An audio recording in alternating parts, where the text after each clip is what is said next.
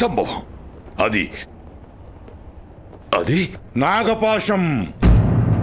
అది నాగపాశం ద్రుపదా.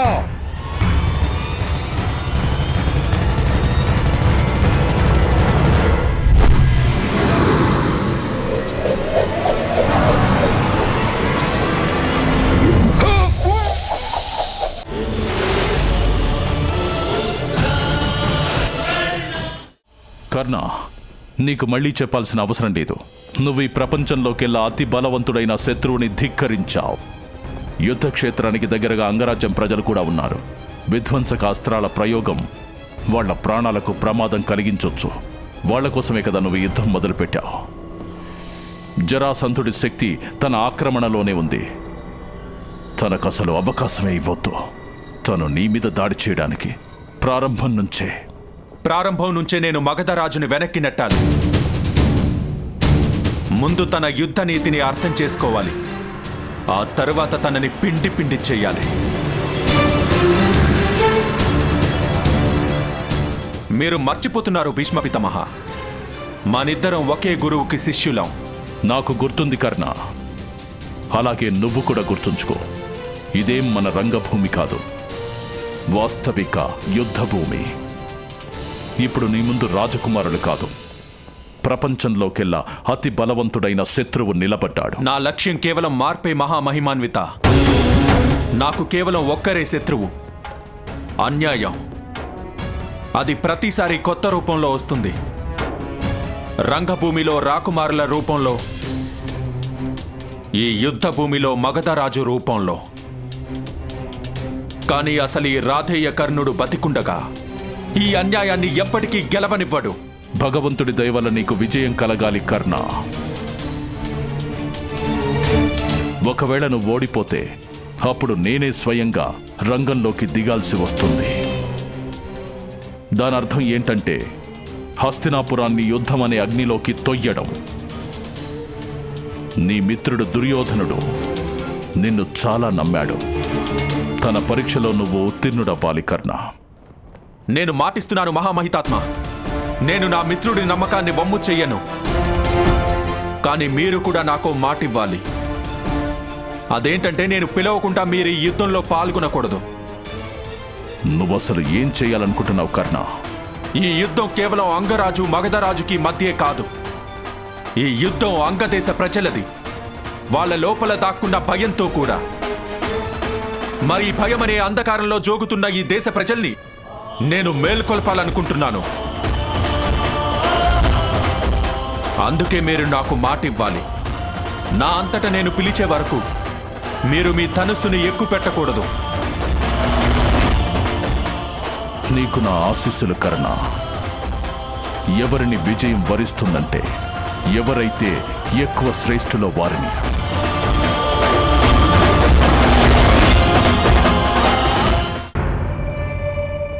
పాంచాల రాజా, ప్రణామాలు స్వీకరించండి.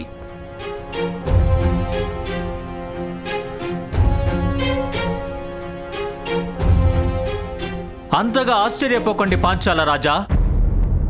ఓ సమయంలో మీరు నా గురువుకి సోదరుడిగా ఉన్నారు. ఓ సమయంలో నా గురువు స్నేహానికి మీరు పాత్రులయ్యారు పాంచాల రాజా. అందువల్ల ఎప్పటికీ మిమ్మల్ని గౌరవించడం అనేది నా కర్తవ్యం. ఇప్పుడు తమరు ఓడిపోయిన తరువాత కూడా ద్రోణుడి తుడీరంలో 5 బాణాలు మిగులున్నాయి. వచ్చింది ఒక్కటేనా? అవును, ఎందుకంటే మేము 5గురం వేరు కాదు. ఒక్కటే, ఒకే పిడికిలి. దాని ప్రతి ఒక్క వేలులోనూ సమానమైన శక్తి ఉంది. ఆ 5 ఏ వేలు పాంచాల రాజు ద్రుపదుణ్ణి చూపిస్తోంది? మధ్య వేలు. ఒకవేళ మా పెద్దన్నయ్య యుధిష్ఠిరుడు గనక మిమ్మల్ని ఓడిస్తే మీరప్పుడు అది అధర్మమని గగ్గోలు పెట్టే అవకాశం ఉంది. అలాగే అందరికంటే చిన్నవాడు సహదేవుడు మిమ్మల్ని ఓడిస్తే అప్పుడు మా గురువు గారి స్నేహితుడికి ఘోరమైన అవమానం జరిగినట్టే. అందుకే మా 5గురిలో మధ్యవాడైన ఈ పాండు పుత్రుడు మిమ్మల్ని యుద్ధానికి ఆహ్వానిస్తున్నాడు.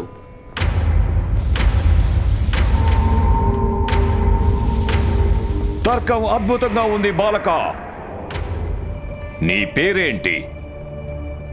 పాండురాజు పుత్రుడు, ద్రోణాచార్యుడి శిష్యుడు అర్జునుడు.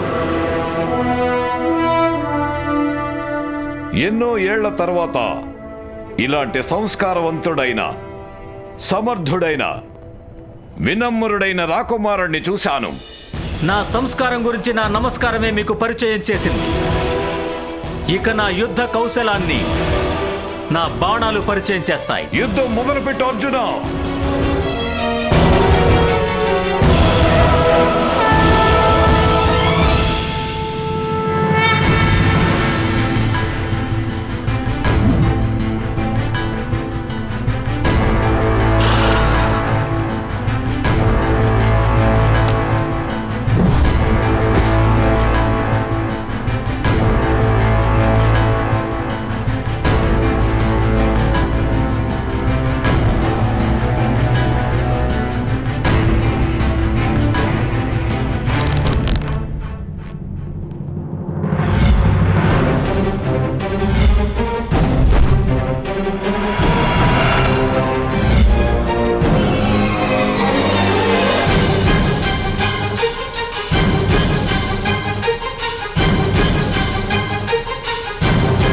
కేవలం ఒకే ఒక మహా అస్త్రం. దాంతో ఈ బాలకుడి అహంకారంతో పాటు అంగదేశం ఆశలన్నీ మట్టిలో కలిసిపోతాయి.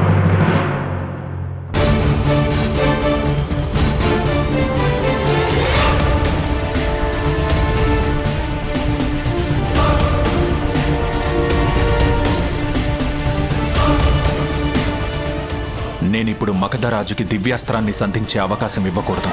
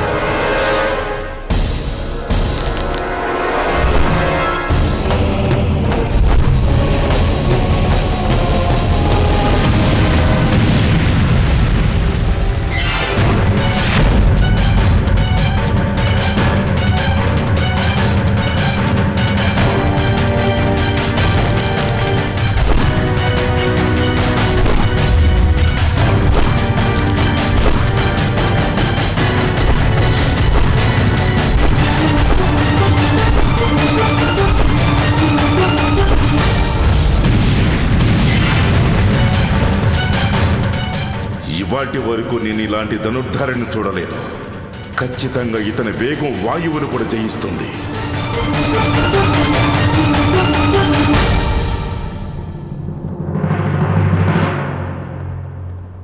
ధన్యవాదాలు భీష్మ పితామహ. మీరు కర్ణుడితో నిలిచారు. నేను కేవలం ధర్మంతోనే ఉన్నాను. స్పష్టంగా చెప్పాలంటే హస్తినాపురంతో ఉన్నాను.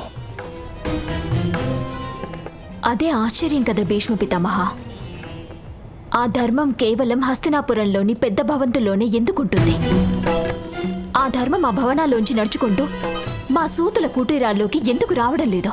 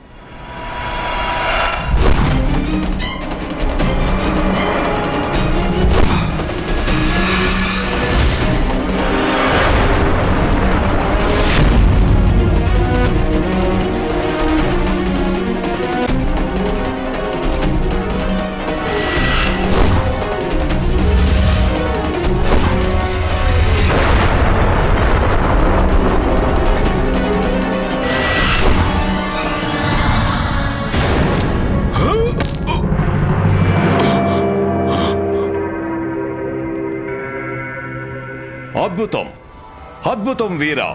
జీవితంలో మొదటిసారి ఇలా జరిగింది. అసలే ధనుర్ధారి పాంచాల రాజు చేతుల్లోంచి తన ధనస్సుని పడగొట్టాడు. ఇక పదే పదే ఆ అనుభవం కోసం సిద్ధంగా ఉండండి పాంచాల రాజా.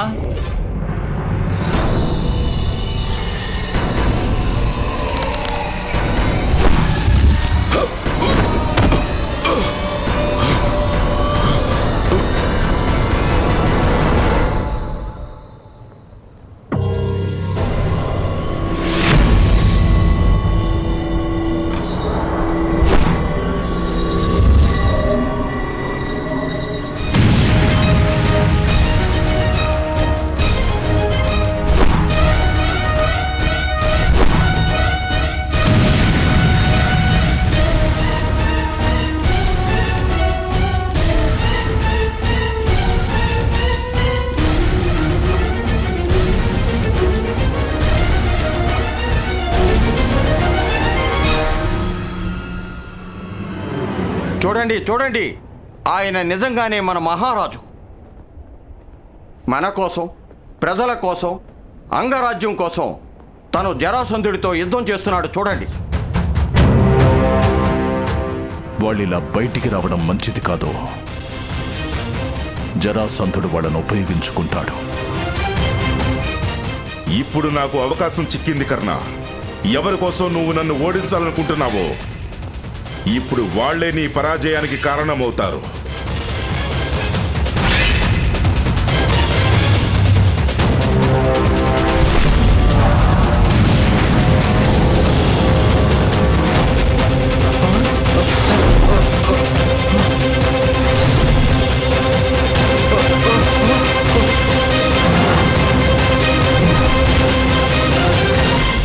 సహస్ర బాణాస్త్రం.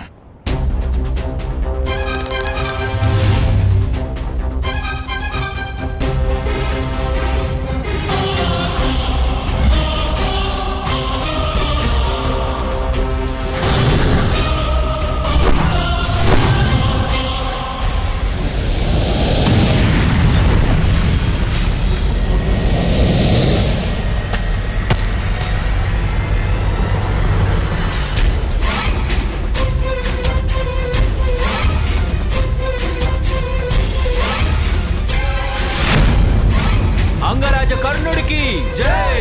అంగరాజ కర్ణుడికి జై!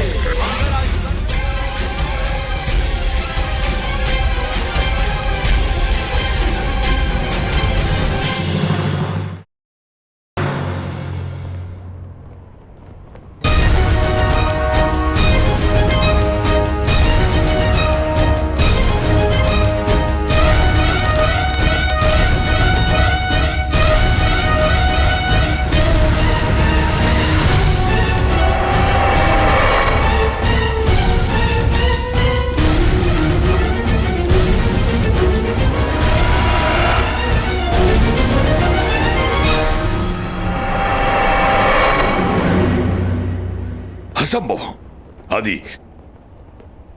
అది నాగపాశం. అది నాగపాశం ద్రుపద.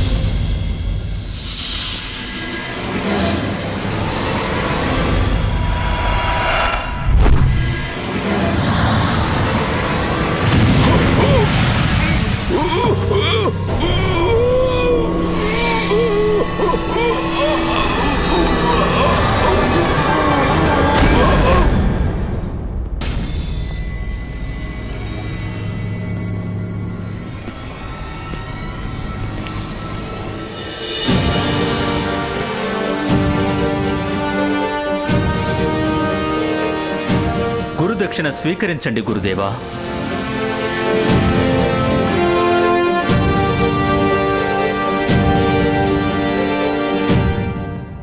అశ్వత్థామకు సందేశం పంపించండి. వీలైనంత త్వరగా తనకి రాజ్యాభిషేకం చెయ్యాలి. తక్షణమే ఈ ప్రదేశంలోనే.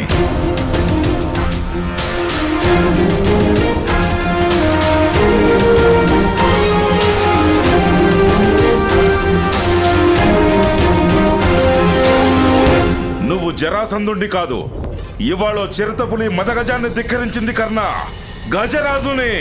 అయితే ఇవాళ తేలిపోతుంది. ఒకవేళ ఓ పులి పిల్ల అన్యాయాన్ని ధిక్కరిస్తే అప్పుడు మత్త గజాన్ని కూడా ఓడించగలుగుతుంది. జరాసంధుడు పరాక్రమిస్తున్నాడు. సమయం దొరికితే దివ్యాస్త్రాన్ని సంధిస్తాడు. కర్ణ, మొత్తం నీ శక్తినంతటినీ ప్రయోగించు.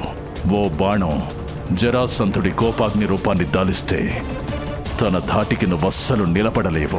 ఆపు అంగరాజా, ఇలాంటి పిల్ల చేష్టలు చాలా చూశాను. ఇంకా నీ ఆటలన్నీ నేను ముగించేస్తాను.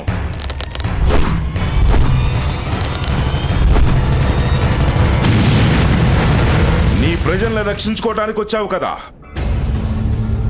చూడండి అంగదేశ ప్రజలారా, తను మిమ్మల్ని రక్షించడానికి వచ్చాడు. అరే, తను తన తమ్ముడినే కాపాడుకోలేకపోయాడు. అలాంటిది తను మిమ్మల్ని అందరినీ ఎలా రక్షించగలుగుతాడు? లేదు కర్ణ, కోపం తెచ్చుకోవద్దు. నీకు కోపం వస్తే ఏకాగ్రత చెదురుతుంది. కోపం తెచ్చుకునే ప్రయత్నం చేయకు. లేదు మహామహితాత్మ, కర్ణుడిని రెచ్చగొట్టే తప్పు మగధరాజే చేస్తున్నాడు. కర్ణుడికి అన్నిటికంటే గొప్ప శక్తి తనకున్న ఆ కోపమే.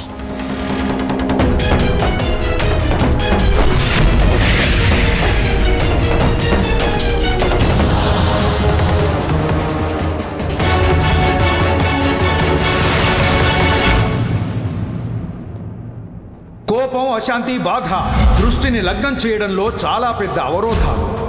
నీ కోపాన్ని, నీ అశాంతిని, నీ బాధని అస్త్రంగా మార్చి వాటిని ఉపయోగించుకో కర్ణ, ఉపయోగించుకో.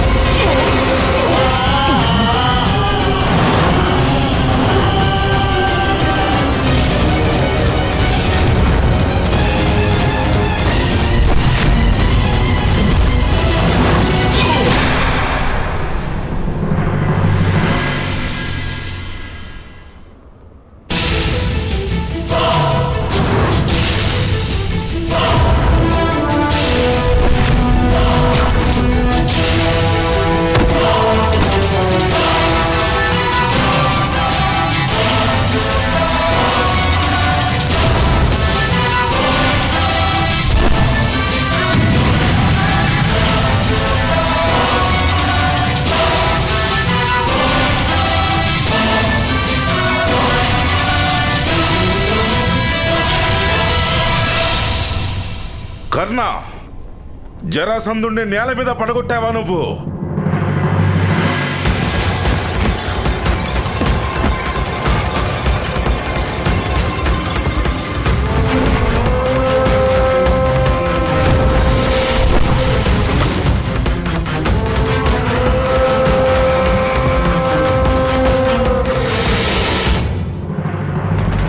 ఏంటి, నీ బాణాలకున్న బలం అంతేనా కర్ణ?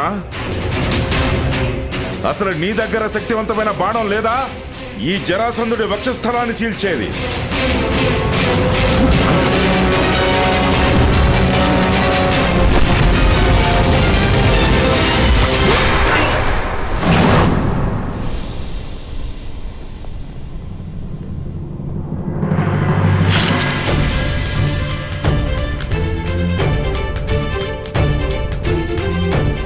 పరిచయం కలిగిందా మగధరాజా? నా బాణం నీ ఛాతీని చీల్చింది కదా. ఇక ఈ ధనుర్తారే నిన్ను ఓడించగలుగుతాడు. జరాసంధుడి రక్తాన్ని చిందిస్తావు నువ్వు కర్ణ. ఇప్పుడు ఈ అంగరాజ్యం దాహం నీ రక్తంతో తీరుతుంది.